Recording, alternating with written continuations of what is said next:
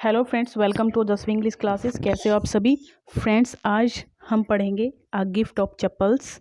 Uh gift of chappals एक काफ़ी बढ़िया स्टोरी है, कुछ मिस्चीवियस बच्चों की स्टोरी है और ये क्लास 7 की हनी कॉम्ब बुक्स का ये चैप्टर है। 6 क्लास के मैंने सारे चैप्टर कंप्लीट कर दिए हैं, सप्लीमेंट्री और हनी सकल बुक के। और अब हम पढ़ रहे हैं क्लास 7 के चैप्टर्स, जो वो भी धीरे धीरे चल रहे हैं। इससे पहले मैंने काफ़ी सारी वीडियो अपलोड कर दी हैं। अगर आप भी केवीएस की तैयारी करें तो प्लीज़ सब्सक्राइब करिए चैनल को, सबसे पहले बेल आइकन प्रेस कर दीजिए ताकि सारी वीडियोज आपको ईजिली मिलती रहें। ठीक है, तो चलिए शुरू करते हैं प्यारी सी story.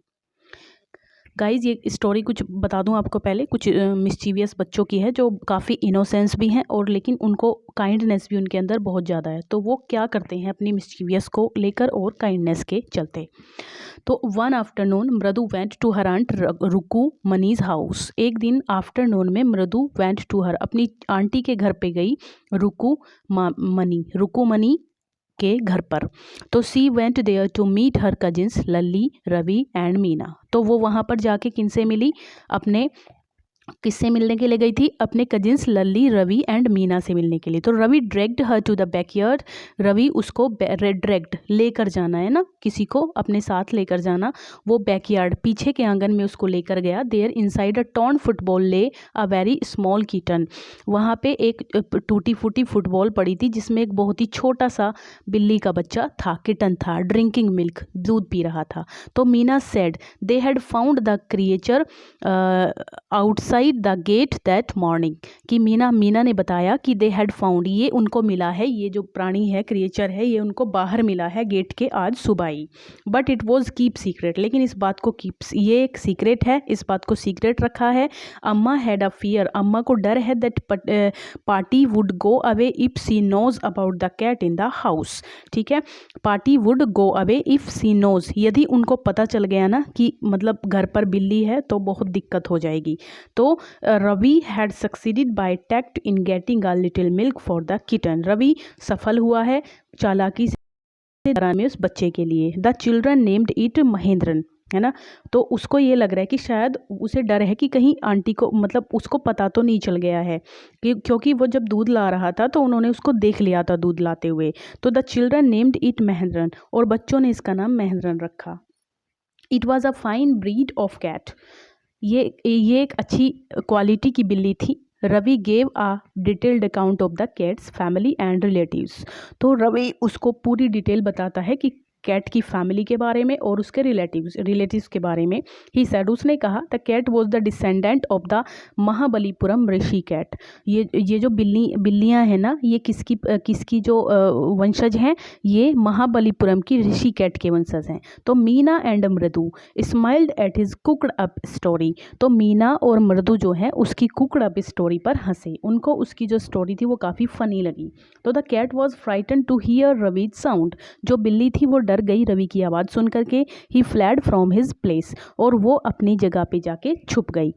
Lily was learning to play the violin, Lalli violin बजा रही थी। She was not doing well, तो बजाना नहीं आ रहा था, मतलब वो अच्छे से नहीं बजा पा रही थी। ऑल दो the music master was trying his best maker learn, और जो उसके म्यूजिक टीचर थे वो काफ़ी अच्छे से प्रयास कर रहे थे उसको सिखाने का। Mridu went up the window, Mridu window पर गई। सी सा लल्ली, उसने लल्ली को देखा। सिटिंग विद हर वायलिन, अपनी वायलिन के साथ बैठे हुए। In front of her there, उस अपने म्यूजिक टीचर के सामने। Was the bony music teacher, जो एक बॉनी म्यूजिक टीचर था।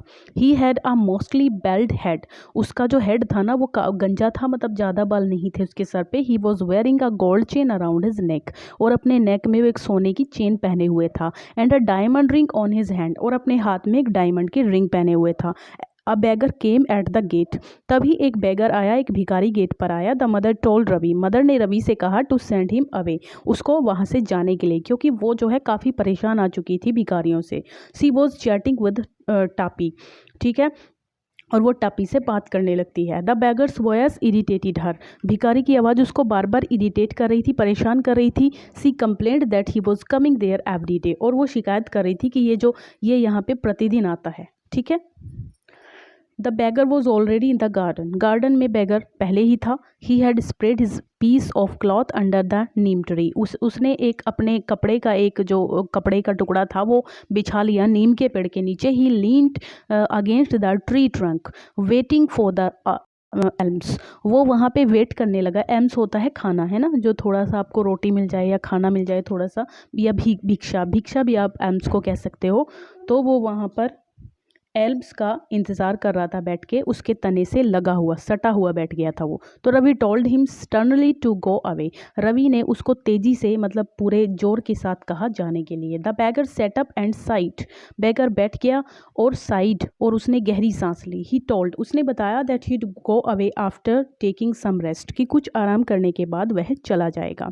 The tar had melted on the hot road and his bare feet had got blisters, मतलब जो टर had melted on the hot road, क्योंकि road पे बहुत ज़्यादा गर्मी थी, एंड हिज बेयर फीट, और उसके जो नंगे पैर थे, हैड गॉट ब्लिस्टर्स, उनमें छाले पड़ गए हैं। तो द चिल्ड्रन, ब्लिस्टर्स छाले होते हैं, तो children got sympathetic towards him, बच्चों को उससे बहुत सहानुभूति हुई। मृदु आस्क्ड मीना, मृदु ने मीना से कहा, एंड रवि, मीना और रवि से कहा उसने कि if they had got an old pair of slippers, कि यदि उसके पास कोई पुरानी चप्पलें पड़ी हों इन द हाउस, घर में। तो Ravi went to search, Ravi खोजने के लिए गया। Mridu noticed a pair of chappals, Mridu ने एक जोड़ी चप्पल देखी थी इन द वरांडा, जब वो घर में आई थी तो वरांडा में उसने निकली हुई एक जोड़ी चप्पल देखी थी। तो these were शेबी looking but study, ये काफ़ी भद्दी लग रही थी देखने में बट ठीक ठाक थी। He gave it to the old man to wear, उसने उस बूढ़े आदमी को, रवि ने वो चप्पलें उठा करके उस बूढ़े आदमी को दे दी। एंड आस्क्ड हिम, और उससे कहा कि never again to come back, कभी भी वापस मत आना। तो the beggar blessed the children, भिखारी ने उन बच्चों को आशीर्वाद दिया।